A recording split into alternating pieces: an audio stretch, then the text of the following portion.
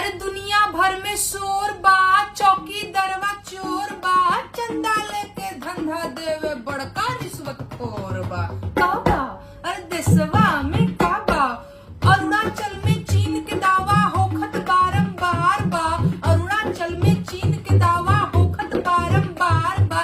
कुछ भी पूछो एक कही उत्तर नेहरू जिम्मेदार बा। काबा अरे देशवा में काबा।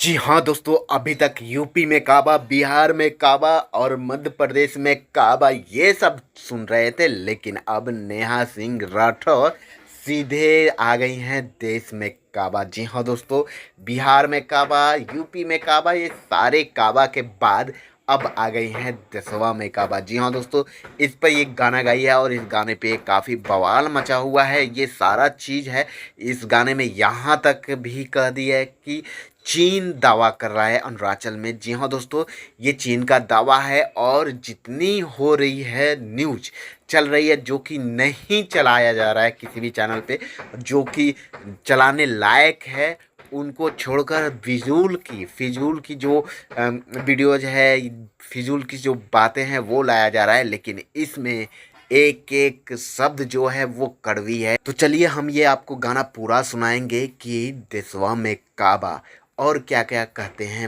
मोदी के खिलाफ और देश के दयनीय स्थिति के बारे में। तो चलिए सुनाते हैं ये नेहा सिंह का देशवा में काबा। अरे दुनिया भर में शोर बा, चौकी दरवा चोर बा, चंदा लेके धंधा देवे बड़ा